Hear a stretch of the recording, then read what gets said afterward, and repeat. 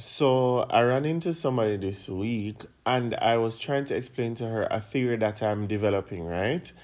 And I don't know really how I want to put it into words, and I don't know what I want to kind of use as a structure to explain it in a way that people can be able to digest it. But I think that being friends with the same friend group that you've been in since high school primarily, especially for women, I think that stunts your growth and it inhibits your ability to try new things in the way that most adults do as they come of age. I don't know how to explain it, but like I just feel like when you're in the same friend group from your little in a high school, let's not even go into elementary, but from high school and the same six of you, the same five of you, oh yes, oh yes, oh yes, oh yes. There's a part of your teenage self that is still thinking about how they feel about you as you try new things and as you do things. And I noticed that not a lot of times in those scenarios do people give the other people permission to change and to be who they want to be as they're evolving. It's almost like there always has to be this paying ode or paying respect to the version of you that you were when you guys were all friends in this friend group. So it's like everybody still plays this role. And you don't see anybody evolving. Weird. But I was talking to someone and I was just like, I think you really need to do more and try more because you're so extremely talented. And I think that part of the reason you're afraid to talk up and all of that is because your high school self is still very much present in your day-to-day conversations. Anyway, that is not what I came here to talk about. Hello, everybody. Welcome to this Unfiltered Voice Note. It's a very windy day. And I'm so happy for the breeze because I was just saying that the sun is so hot and I cannot believe that Jamaica Carnival, 2 Sundays from now, we're going to be chipping down the road. I'm so excited because most of my... So here's the thing with Jamaica Carnival. Jamaica Carnival for me is very special because I get to see a lot of my friends. And yeah, me just have a whole heap of people who me a friend with when I usually see. So they usually come to Jamaica and that makes me excited. So yeah, anyway, what I want to talk about today is drum roll. I mean, if you can read the title, thank God, but also I mean, breaking news, but not really breaking because you would be the last set of people to find out. I've been keeping this to my chest for a while and I'm so excited to share. I just woke up from a nap, so right now I'm on cloud 9, but I'm happy to say that. Yeah, guys, Fenty Beauty is coming to Jamaica. They're having 2 launches, one in Kingston, one in Montego Bay.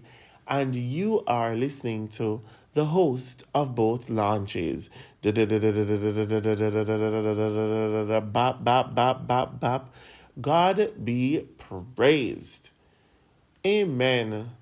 I'm so happy for such a wonderful opportunity. And I am so happy that I get to, watch my life and dreams and goals evolve and come to fruition and it's the breeze nicey and all of those things. And I'm so happy that I get to say yes, there is actual physical evidence of God's work in my life, and but also there's actual physical evidence of the compounding effect of doing something over a period of time and dedicating myself to it, which I believe in great part is this podcast and accompanying it with content, especially over the last 6 months, because the podcast is 6 months old.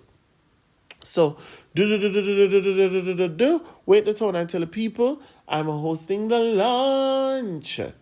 Now, listen, if you're not from Jamaica or you don't live in Jamaica, girl, one piece of excitement over the PR box them we go out, where from the Fenty team to a group of different influencers, content creators, people of note in the country. And I want to say that Jamaicans, black people, Caribbean people, I think, have a specific and special and unique brand of bad mind that is packaged in such a beautiful way behind the guise of expertise and knowledge of what is best that they convince themselves that it is not that.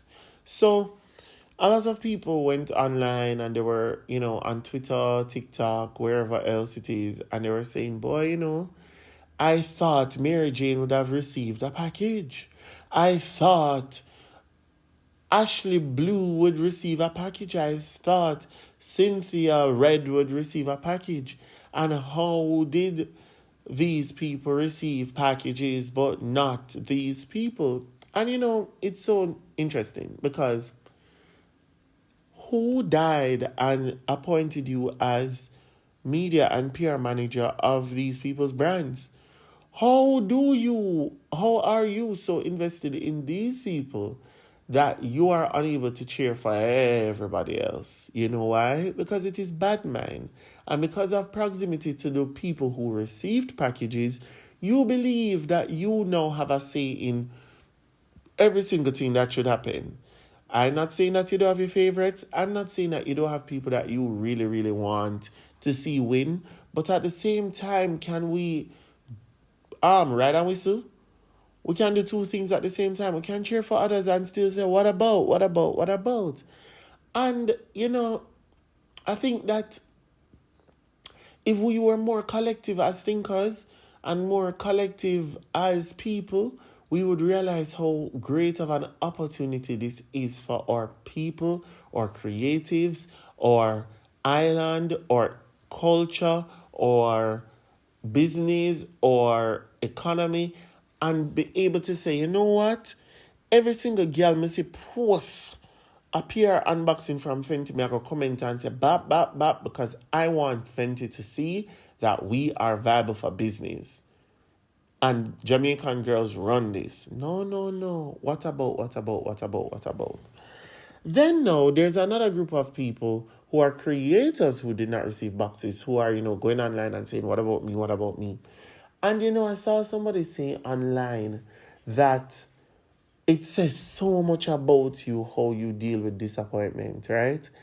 And I am an opportunity seeker, and I'm an opportunist, and I will say that a lot of times things miss me out. And I sit down and I say, what can I do to make sure that I am always in that room? Or is this an opportunity to look at it and say, well, thank God I'm not in that room?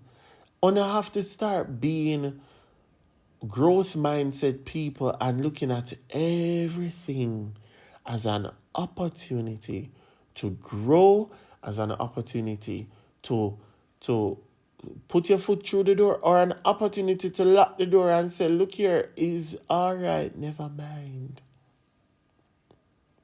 You know what I mean?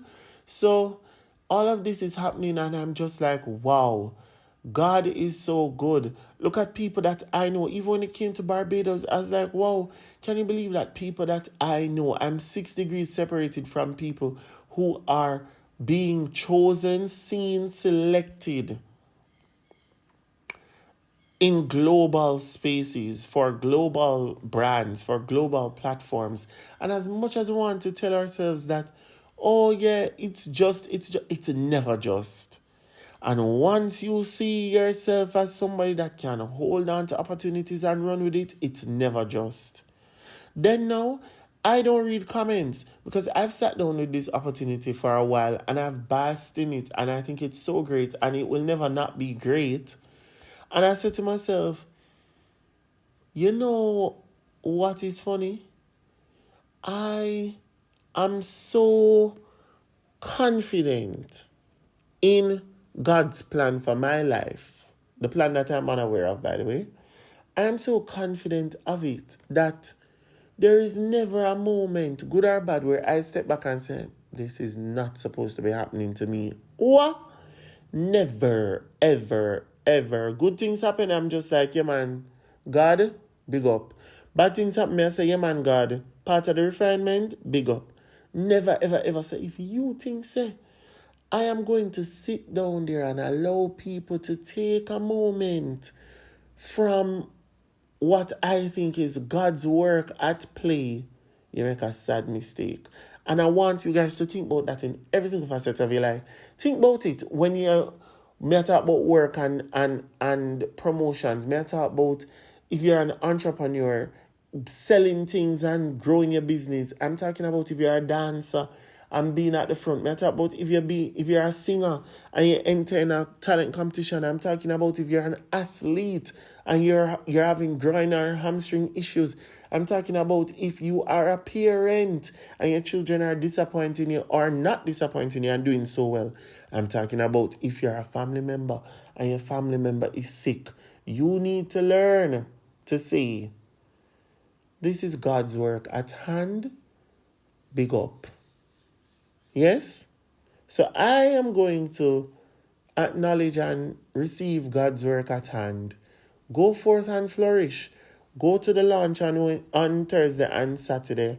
Hope that everything surpasses all my expectations and say, God be praised. Amen. Have a great week. Bye.